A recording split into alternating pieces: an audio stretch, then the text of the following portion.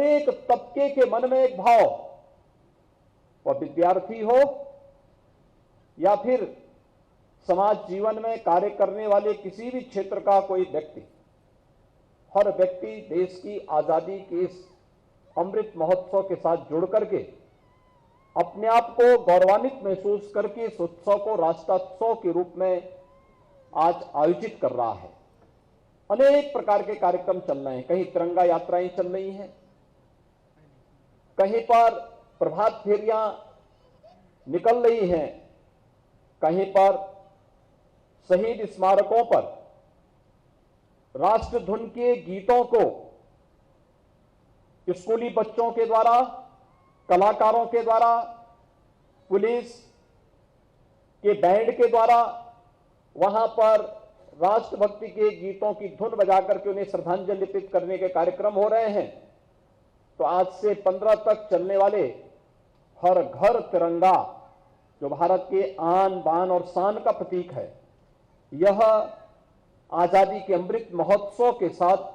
पूरे देशवासियों को फिर एकजुट करने की एक नई प्रेरणा प्रदान कर रहा है। मैं इस अवसर पर आप सबको आजादी के अमृत महोत्सव की अग्रिम शुभकामनाएं देता हूं और जिन वीर माताओं को, वीर जवानों को और उन वीर सपूतों के जिन परिवारजनों को आज यहां पे सम्मानित किया गया है, उन सभी का मैं हृदय से अभिनंदन करते हुए भारत माता के उन सभी वीर जवानों के प्रति विनम्र श्रद्धांजलि अर्पित करता हूं, जिन्होंने अपने आप को मातृभूमि के लिए समर्पित करते हुए अपना सर्वोच्च बलिदान भारत की सुरक्षा, भारत की संप्रभुता और भारत की अखंडता के लिए दिया है। पिछले 75 वर्षों की यात्रा हम सबको एक नए मंथन के साथ आगामी 25 वर्षों की कार्य योजना के साथ जोड़ने के लिए भी प्रेरणा प्रदान कर रहा है। आज भारत एक नए भारत की रूप बढ़ा है। वैश्विक मंच पर अगर हम भारत की प्रगति को देखते हैं तो वर्तमान में भारत दुनिया की सबसे तेजी के साथ उभरती हुई अर्थव्यवस्था के रूप में दिखाई दे रहा है। आज दुनिया के अंदर एक विश्वास के रूप में भारत को देखा जा रहा है। वैश्विक मंच पर आज भारत अपनी एक नई ओज और तेज के साथ अपनी आभा को बिखेरने के लिए तैयार दिखाई देता है। यह ताकत भारत की, यह भारत की एक सामूहिक ताकत है। उस सामूहिक ताकत जो देश के यशस्वी नेतृत्व में भारत आज दुनिया के अंदर उस रूप में अपने आप को प्रस्तुत कर रहा है। और आज यही भारत जीवन के प्रत्येक क्षेत्र में प्रगति के नए आयाम गढ़ता हुआ भी दिखाई देता है। आज रक्षा क्षेत्र की ही हम बात करें तो भारत आज किसी अन्य देश पर निर्भरता की बजाय आत्मनिर्भर भारत के लक्ष्य को प्राप्त करने की दिशा में अग्रसर हुआ है। ये केवल खाद्यान्न के क्षेत्र में नहीं,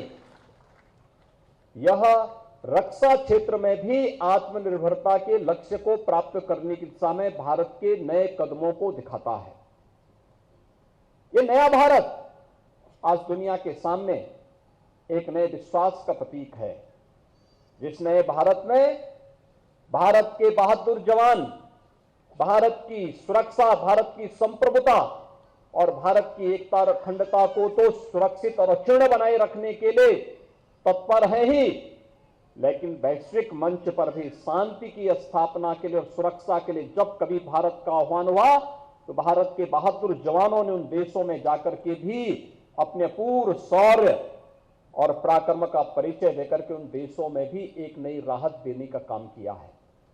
हमारा बहादुर जवान, हर भारतवासी इस बात को मानता है। आज जो भारत की सेना के प्रति और इस यूनिफॉर्म के प्रति इतना सम्मान का भाव है, इसके पीछे कारण है कि हमारा जवान हमेशा देश के बारे में सोचता है, नेशन फर्स्ट की इस थ्योरी के साथ अपने आप को समर्पित करता है और इसके लिए उसे अपने सर्वोच्च बलिदान देने की भी आवश्यकता पड़ती तो उसमें कभी उसने संकोच नहीं किया है। और बढ़ चढ़ करके हंसते हंसते देश के लिए अपने आप को बलिदान करने में कभी कोई संकोच नहीं किया।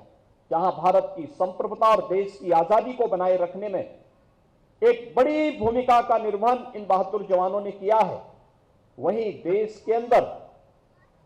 शांति काल में विभिन्न आपदाओं में भी सेना के द्वारा किए जाने वाले विभिन्न प्रकार के रचनात्मक कार्यक्रमों के साथ ये अभियान निरंतर जारी रह करके देश के जनविश्वास को और मजबूती प्रदान की है। ये मजबूती उसी विश्वास का प्रतीक है जब हम लोगों ने अपने कृतित्व के माध्यम से आम जन के मन में एक विश्वास का भाव पैदा किया है कि नहीं, जो भी काम होगा वो देश को ध्यान में रखकर के होगा। हम अगर दुश्मन के लिए जितने सख्त हैं, अपने देश पर आने वाली किसी भी आपदा के दौरान हम उतने ही संवेदनशील हैं। यह विभिन्न आपदाओं के समय आर्मी के द्वारा चलाए जाने वाले विभिन्न प्रकार के ऑपरेशंस और विभिन्न प्रकार के कार्यक्रम उस बात की गवाही हमें हमेशा प्रस्तुत करते हैं। और इसीलिए आज जब यहां पर मुझे सेंट्रल कमांड के द्वारा वीर जवानों को, वीर परिवारों को, वीर माताओं के सम्मान के इस कार्यक्रम के लिए मुझे यहां पर आमंत्रित किया, तो मुझे अत्यंत गौरव की अनुभूति हुई कि मुझे भी उनके साथ जुड़ने का एक अवसर प्राप्त होगा। यद्यपि हम लोग अनेक ऐसे अवसरों पर प्रयास करते हैं जहां पर कोई भी इस प्रकार के आयोजन हो, जहां पर हम बहादुर परिवारों को, जवानों को सम्मान दे सकें, उन कार्यक्रमों के साथ जुड़ने का एक अवसर हमें प्राप्त होता है। और उन कार्यक्रमों के साथ हमारा प्रयास होता है कि ये सभी कार्यक्रमों का हिस्सा बनाए। आजादी के अमृत महोत्सव के कार्यक्रम में राज्य सरकार ने इस व्यवस्था को बनाया है कि प्रत्येक जनपद के आयोजन में हमारा सम्मान का जो कार्यक्रम होगा उसमें सर्वोच्च प्राथमिकता वहां पर होगी शहीद परिवारों को सम्मान देने का।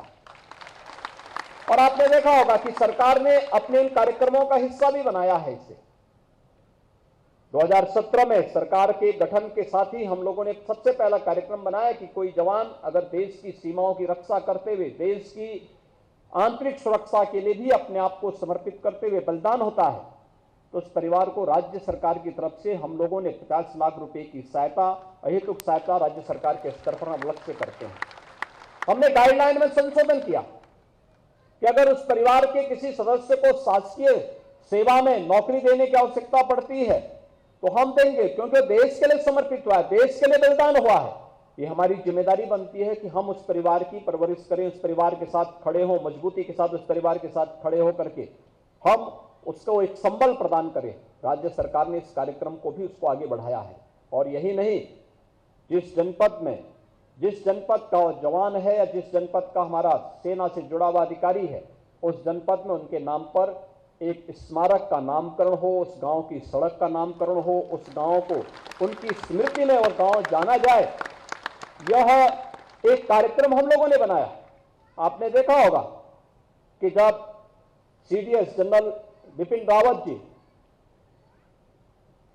एक हेलीकॉप्टर दुर्घटना के शिकार हुए, उन्होंने अपना बलिदान देश के लिए दिया। प्रदेश के मैनपुरी के सैनिक स्कूल का नामकरण भी राज्य सरकार ने सीडीएस जनरल रावत के नाम पर किया है। कारगिल युद्ध के दौरान अपना सर्वोच्च बलिदान देने वाले कैप्टन मनोज पांडे के नाम पर देश के पहले सैनिक स्कूल, लखनऊ सैनिक स्कूल का नाम राज्य सरकार ने कैप्टन मनोज पांडे के नाम पर लखनऊ सैनिक स्कूल का नामकरण किया। ऐसे ही अनेक अन्य जनपदों में भी विभिन्न प्रकार के कार्यक्रमों को आगे बढ़ाने का कार्यक्रम इसी भाव के साथ कि यह अपने सैनिकों को सम्मान देने का कार्यक्रम तो है ही, वर्तमान पीढ़ी को प्रेरणा प्रदान करने के लिए भी उनके सामने एक उदाहरण प्रस्तुत करने का एक प्रयास राज्य सरकार के स्तर पर और केंद्र सरकार के स्तर पर एक प्रयास निरंतर आगे बढ़ रहे हैं। आज उत्तर प्रदेश देश के अंदर तेजी से उभरती हुई एक नई अर्थव्यवस्था के रूप में सामने आई है। आज उत्तर प्रदेश के बारे में लोगों की धारणा बदली है। उत्तर प्रदेश आज विकास की एक नई यात्रा के साथ आगे बढ़ा है। उत्तर प्रदेश के अंदर हम सब मानते हैं अपार संभावनाएं उत्तर प्रदेश के अंदर हैं। इन अपार संभावनाओं को वास्तविक धरातल पर उतारने के लिए जो प्रयास हमारे स्तर पर होने चाहिए, उन सभी को सामूहिक रूप से आगे बढ़ाने का जो प्रयास वर्तमान में हुआ है, आज उसके परिणाम हमारे सामने आ रहे हैं। हमने 5 वर्ष के अंदर उत्तर प्रदेश की जो अर्थव्यवस्था है उसको लगभग दुगना करने में सफलता प्राप्त की। हमने इन 5 वर्षों के अंदर उत्तर प्रदेश के अंदर प्रति व्यक्ति आय को लगभग दुगने तक पहुंचाने का प्रयास किया। हमने इन 5 वर्षों के अंदर उत्तर प्रदेश के अंदर इंफ्रास्ट्रक्चर डेवलपमेंट का एक अच्छा संचालन स्थापित किया। हमने इन 5 वर्षों के अंदर प्रयास किया कि प्रतिवर्ष सैन्य सिविल मीट के माध्यम से सेना से जुड़ी हुई समस्याओं का समाधान शासन के स्तर पर, हर स्तर पर संवेदनशील तरीके से, समयबद्ध तरीके से उनका समाधान होता हुआ दिखाई दे। यह कार्यक्रम भी राज्य सरकार के स्तर पर निरंतर आगे बढ़ रहा है और उत्तर प्रदेश के अंदर यानी अगर हम आत्मनिर्भरता के लक्ष्य को आगे बढ़ाने की बात करते हैं, अब ये केवल खाद्यान्न के क्षेत्र में आत्मनिर्भरता नहीं, औद्योगिक क्रांति के फील्ड में नहीं, बल्कि आत्मनिर्भरता का यह लक्ष्य रक्षा क्षेत्र में भी हम सबको देखने को मिल रहा है। जब आज उत्तर प्रदेश के अंदर, देश के अंदर 2 डिफेंस कॉरिडोर की स्थापना का मार्ग भारत सरकार प्रशस्त करती है, तो उसमें से एक डिफेंस कॉरिडोर उत्तर प्रदेश में बनता है।